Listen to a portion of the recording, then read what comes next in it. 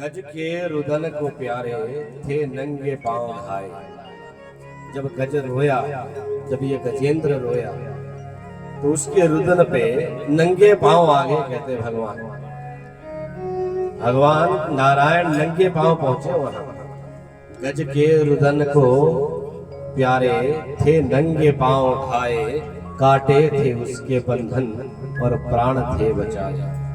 हर हाल में भगत का सम्मान हो रहा है, मेरा आपकी कृपा से हर काम हो रहा है।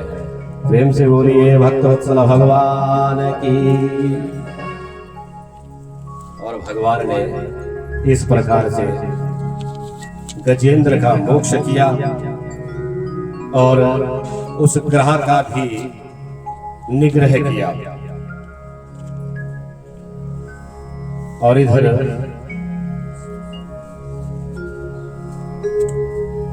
देवताओं को एक बार दुर्वासा ऋषि जी का श्राप लग गया। हुआ क्या कि दुर्वासा ऋषि जी किसी जंगल से भ्रमण करते हुए जा रहे थे और उन्हें एक विद्यापति नाम की एक बाला जो है अपने बालों में जो है फूलों का गजरा लगा कर जो घूम रही थी, वो सामने आ गई। और भागवत जी में कथा आती है कि दुर्वासा जी जो परम योगी हैं वो भी उसे देखकर मोहित हो गए और उसके मुंह में उसका पीछा करने लगे। और यूं पीछा करते करते उस बाला ने जो अपने बालों में गजरा लगाया था, फूलों की जो माला थी सुगंधित, वो माला जो है रास्ते में फेंक दी। और दुर्वासा जी ने वही माला उठाकर अपने बालों में लगा दी। और दुर्वासा जी आगे जा रहे हैं। रास्ते में उन्हें देवराज इंद्र मिलते हैं और उसी माला को दुर्वासा जी है देवराज इंद्र को प्रदान कर देते हैं। अब एक ऋषि के द्वारा दी हुई जो माला है उसका सम्मान किया जाना चाहिए था ना। इंद्र ने अपने गले में पहनने के बजाय अपने हाथी के मस्तक पे वो माला रख दी। हाथी के मस्तक से माला नीचे गिरी और हाथी के पैरों तले वो कुचल गई। ये देखकर दुर्वासा जी को बड़ा क्रोध आया और दुर्वासा जी ने श्राप दे डाला। देवराज इंद्र को कहा कि जाओ तुम श्री विहीन हो जाओ, तुम्हारे पास लक्ष्मी ना रहे, तुम्हारे पास सत्ता ना रहे। और दैत्य ने जो है सभी देवताओं के ऊपर चढ़ाई की और सब कुछ पूरा स्वर्ग लोक जो है कब्जे में ले लिया। अब देवता बड़े परेशान, मारे मारे फिरे भगवान के पास आए, प्रभु के पास बोला कि देखो हमारी क्या हालत करती है, ध्यान दानवों ने, इन दैत्यों ने, हमें इनसे बचाइए। तो प्रभु ने देवताओं को ब्रह्मा जी के पास भेजा उपाय ढूंढने के लिए। तो ब्रह्मा जी ने कहा कि तुम्हें ब्राह्मण का श्राप है दुर्वासा का और ये समय ठीक नहीं है तुम्हारे लिए, इसका भी उपाय होगा। लेकिन ये समय जो है चुपचाप बैठकर दैत्यों से संधि करने का समय है। बोले कैसे? हरिओपि संधेयः सती कार्यार्थ गौरवे अहि मूषकवद देवायर्थस्य पद्मिं गतैः। कैसा उपाय बताया, बड़ी डिप्लोमेसी बता दी ब्रह्मा जी ने। कूटनीति का एक मंत्र बताया कि जैसे कछुआ जो है संकट आने पर अपने सारे अंगों को समेट लेता है, उसी प्रकार से तुम्हारा ये संकट का समय है, इसलिए अपने अंगों को समेट लो। एक बार की बात है, एक सांप सपेरे की पिटारी में घुस गया और सपेरे ने पिटारी बंद कर दी। अब सांप अंदर और पिटारी ऊपर से ढक्कन लग गया। और अंदर देखा तो अंदर एक चूहा पहले से बैठा हुआ। सांप भूखा था। पहले तो सांप के मन में आया कि इस चूहे को खा के अपनी भूख शांत कर लूं, परंतु सोचा अगर ये चूहे को भी खा लिया तो ये चूहा ही तो पिटारी को कुतर के रास्ता बनाएगा आगे। प्रेम से बोली जय श्री कृष्ण। तो चूहे से दोस्ती कर लिया। सर्प ने चूहे से संधि करके उससे दोस्ती कर ली। अब चूहे ने सर्प की बात मानकर उस पिटारी को कुतरना शुरू कर दिया, और जैसे ही उसने रास्ता बनाया बाहर निकलने का, सबसे पहले चूहे को सर्प खा गया। बोलिए वृंदावन बिहारी लाल की। तो ये कूटनीति है,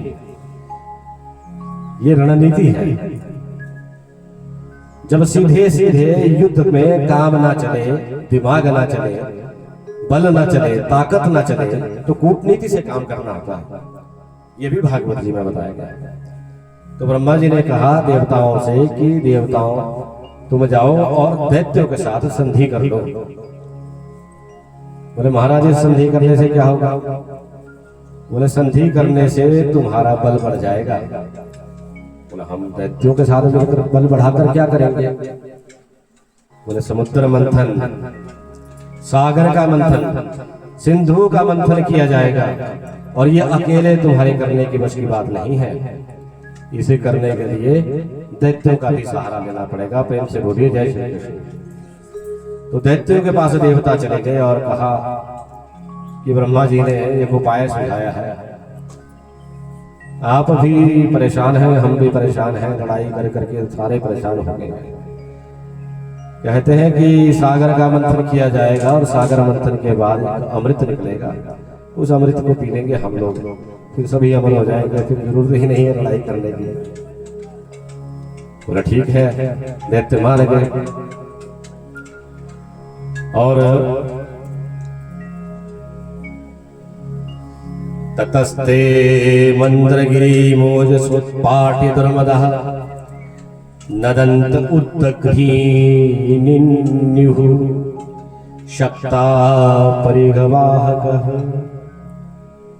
तो सभी देवता जो हैं और दैत्य जो हैं सिंधु को मथने के लिए, उस सागर को मथने के लिए मंदराचल पर्वत की ओर चले, और उन्होंने सबसे पहले मंदराचल पर्वत को प्रणाम किया और उस पर्वत को वहां से उखाड़ा और उसको लेकर चले। निपतन सगिरी तत्र बहुन वरदानवान चूर्णयामास महता भारेण कनकाचलः। इतना बड़ा भारी भारी पर्वत, देवता एक तरफ देवता लगे, एक तरफ दानव लगे। पर्वत को उठाया और पर्वत एक बार गिरा, और उसके नीचे पता नहीं कितने दैत्य, कितने देवता जो है, सुर असुर जो है, वो गिर गए, दब गए उसके नीचे, पर्वत के नीचे। और देवता बोले कि ये जो राक्षस है ये जोर नहीं लगा रहे हैं, ये कंधा ठीक से नहीं दे रहे हैं, राक्षस के ये देवता लोग शक्तिहीन है, ये जोर नहीं लगा रहे हैं, इनमें बल नहीं रहा है। और इस प्रकार जो है उस मंदराचल पर्वत को सागर तक पहुंचा दिया। बोलिए वृंदावन बिहारी लाल की। और जो सागर में मंदराचल पर्वत को रखा तो उसको घुमाने के लिए रस्सी की आवश्यकता महसूस हुई। तो ब्रह्मा जी ने कहा कि वासुकी की रस्सी से ही मंथन किया जाएगा, इसलिए वासुकी जी से प्रार्थना कीजिए और उन्हें रस्सी बना दीजिए, करधनी बना दीजिए इसका। तो वासुकी नाग जी को लाया गया और प्रभु वहां मौजूद थे। प्रभु ने देखा कि यह देवता जो है इस वक्त तो शक्तिहीन है और वासुकी जी के मुंह की तरफ लग गए, तो इसके फुफकार से और इनका राम नाम हो जाएगा यहीं पर। तो क्या उन्होंने कहा दैत्यों से, अरे ये जो देवता है ये कुल में श्रेष्ठ है, इनको मुंह की तरफ लगाएंगे और तुम पूंछ पकड़ लो। अब दैत्यों के लिए ये बात तो हजम नहीं हुई। बोले हम तो कुल श्रेष्ठ हैं, हम कश्यप ऋषि के मुनि हैं, मुनि के पुत्र हैं, हमारा कुल श्रेष्ठ है, देवताओं से ज्यादा श्रेष्ठ हम हैं, हम मुंह की तरफ लगेंगे, हम पूंछ नहीं पकड़े, पूंछ तो त्याज्य है। और इस प्रकार से भगवान तो यही चाहते थे कि देवता जो है वो पूंछ की तरफ आ जाए और जो दैत्य है वो वासुकी नाग के मुंह की तरफ आ जाए। और दोनों जो है एक तरफ दैत्य लग गए, मुंह की तरफ और पूंछ की तरफ जो है वो देवता लग गए। अब ज्यों रस्सी को खींचते त्यों वासुकी जी फुंकार मारते और फुंकार से दैत्य जो है उस विषैले जहर से और काले हो गए। बार बार उसको घुमाया जा रहा है, लेकिन अंत समय में एक ऐसा समय आ गया उसको घुमाने से पहले, अभी तो मंथन चल रहा है, अभी तो हुआ ही कुछ नहीं है, पर्वत ही रुक गया समुद्र के अंदर। प्रेम से बोली जय श्री कृष्ण। और पर्वत घूमना बंद हो गया। तो देवताओं ने स्तुति की, भगवान ये समुद्र मंथन तो अभी शुरू भी नहीं हुआ, लेकिन ये पर्वत ही नहीं घूम रहा है, इसके लिए कोई धुरी तो चाहिए। तो भगवान ने कच्छप का रूप धारण किया। बोलिए कच्छप भगवान की। और कच्छप का रूप धारण किया और अपनी पीठ के ऊपर जो है सागर के नीचे जाकर उस मंदराचल पर्वत को पकड़ लिया। देवताओं और दानवों से फिर भी मंदराचल नहीं हिला। तो भगवान ने क्या किया, भगवान विष्णु ने स्वयं जो है अपना बायां हाथ उस पर्वत के ऊपर रखा और बाएं हाथ से उसको घुमाना शुरू कर दिया। और इधर देवता और दानव भी जो है रस्सी बांधकर उसको खींच रहे हैं और समुद्र मंथन शुरू हो गया, सागर मंथन की तैयारी हो गई। निमर्थे माला दुरेद विश्वम महोल्वणम हाल हलामग्रगतः संभ्रांतमीनों कराही कच्छपाति विद्वीपग्रा तिमिंगिला कुला। तो महाराज जैसे ही सागर का मंथन शुरू हुआ और उस मंथन से सबसे पहले घड़ा निकला, हलाहल का भरा हुआ बड़ा भारी विशाल धुआं उससे निकल रहा है, विष ही विष, बहुत बड़ा कुंभ उस विष का हलाहल का। और सभी देवता घबरा गए, सभी दैत्य घबरा गए, इस विष का क्या करें, हम तो अमृत ढूंढ रहे थे, तो विष निकल आया, अब इस विष को कौन हरेगा। तो ब्रह्मा जी ने कहा कि शंकर भगवान की उपासना करो, भगवान शंकर की प्रार्थना करो, वो प्रकट होंगे, वो आएंगे, वो तभी इस हलाहल का पान करेंगे, तभी से विष से जो है संपूर्ण विश्व को मुक्ति मिलेगी। तो देवता और दैत्य जो है दोनों भगवान शंकर के पास कैलाश चले गए और वहां स्तुति की भगवान की कि प्रभु हमें बचाओ, एक विष निकला है सागर मंथन से, उस हलाहल पर कुछ उपाय ढूंढिए, उसका कुछ उपाय करिए। और पार्वती जी भी साथ में विराजमान। पार्वती कहे कि मेरे पति को जहर पिलाने आए हो तुम लोग, मैं अनुमति नहीं दूंगी, मैं शिव को विष पीने नहीं दूंगी। बोली उमापति महादेव की।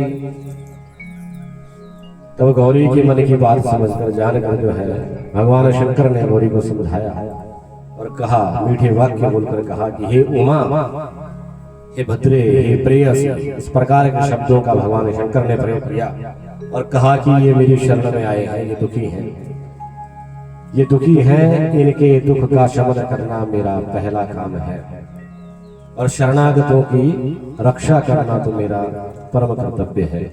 बोली उमापति महादेव की। और जो प्राणियों की दया करते हैं उन प्रभु की कृपा भी होती है, क्योंकि दया धर्म का मूल है और पाप मूल है अभिमान।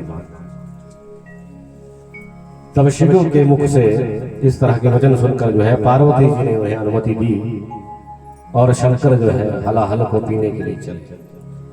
ततः करतरु कृत्य व्यापी हलाहलम विषम अक्षय भक्ष्यन् महादेव कृपया भूत भावनः। और भगवान शंकर ने उस हलाहल को अपने हाथ में उठाया और भोलेनाथ गिरिजानाथ ने प्रभु राम का नाम लिया, भगवान राम का नाम लिया और उसका पान करना शुरू कर दिया हलाहल।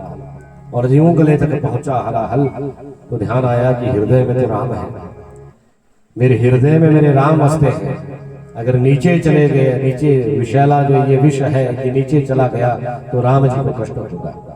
और उस हलाहल को यही गले तक रोक लिया और भगवान का कंठ नीला हो गया और भगवान का नाम हुआ नीलकंठ महादेव। बोलिए नीलकंठ महादेव की।